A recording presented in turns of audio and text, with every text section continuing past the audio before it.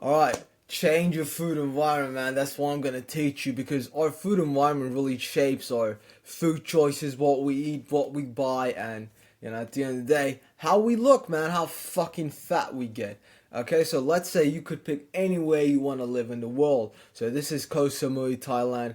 Would you gain fat in this environment? Highly unlikely, man. You probably go swimming. What are you gonna eat? Bananas and coconuts? No one gets fat off of bananas and coconuts, right? And meat is really cheap on the island. It's really like fruits, which that's what you're gonna eat. How about here? This is an old American Western town. I mean, what do they have back in the day? Fucking biscuits and rum. Yeah, you ain't getting fat off here as well, right? I mean, makes sense. Like, doesn't really look like you'd gain fat. This is Czech Republic. It's like, wow, beautiful European city. I don't know why the fucking lake or the river is brown. It's not like it's not even like Thames shit brown. It's just blood brown. I don't know, but yeah, like wow, really beautiful. You probably want to bike everywhere, man. Really, just probably go up into the mountains. Wow, wow, it looks beautiful. I say wow, wow, but it really does look beautiful, doesn't it? Anyway, what about here, man? The American city. Ooh. Alright, let's say you're walking down the road. Ooh, what you got? Fucking Walmart truck. You got Pizza Hut. Nah, man. Oh, I'll go to McDonald's instead. Actually, no, mind. I'll go Subway. Actually, no, mind. Taco Bell. Fucking. It even says fat here. Right? You go Subway, whatever. Starbucks, fat. Fucking get fat here, man. Why do you think so? Right? Compared to all these places, it looks like America is the prime place if you wanted to get fat. If your mission was to gain weight, I mean, chances are this is the place to be, right?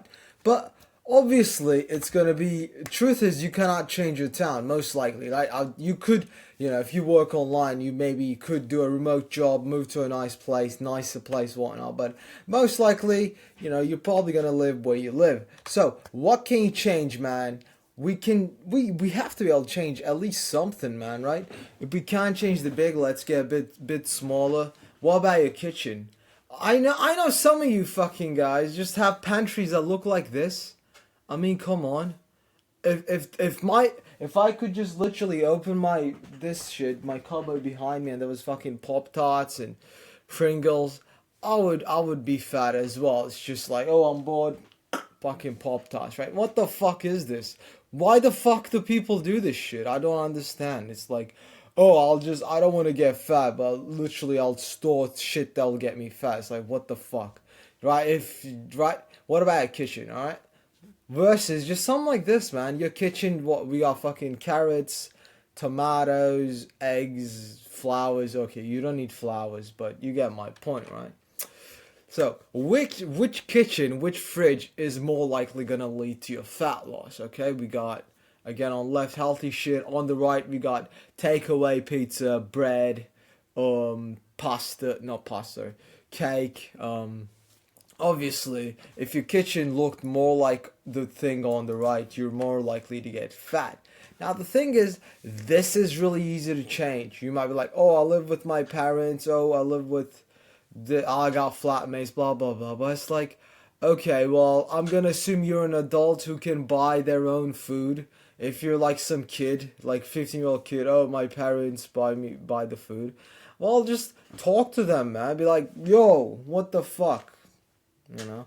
I mean, I'm not gonna get too much into how to convince your parents, but I'm gonna assume you're an adult male who actually can buy his own food, right? I'm gonna assume that, right? If you can't even fucking buy your own food, like, so you got bigger things to worry about, bro. Anyway, so let's imagine a scenario where you're hungry and you need a quick snack. Now we go into this fridge. We got a microwave, like TV dinner kind of protein meal. We have like chicken, sausages. We got some watermelon. If you're hungry, you need a snack.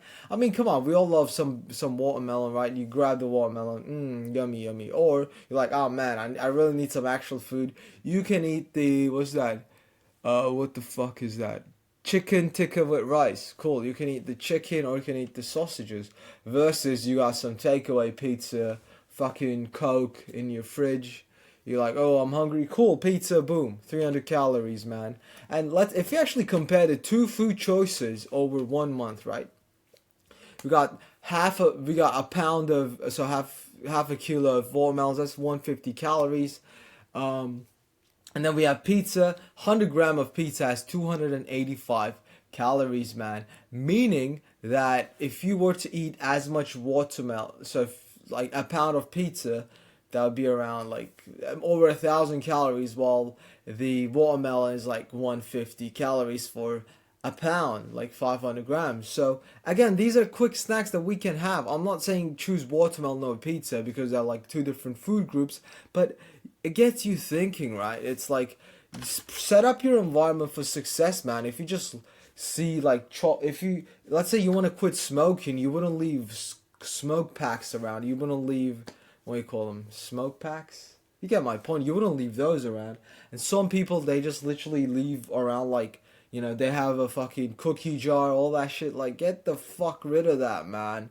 Get rid of that shit. It's like, the more you see food, the more you're gonna crave it. It's so obvious, right? So, don't even, like, or what you can do is, if you truly are addicted to chocolate and whatnot, you can have low-calorie chocolate desserts. You could just make them if you're that addicted. Now, I would argue, all right, bro, we should work on your addiction. But if you're like that addicted, man, just Google or you search on YouTube low-calorie chocolate, whatever, stuff like that, right? You can absolutely change your kitchen environment. Don't keep snacks in the house. Only keep healthy snacks in the house.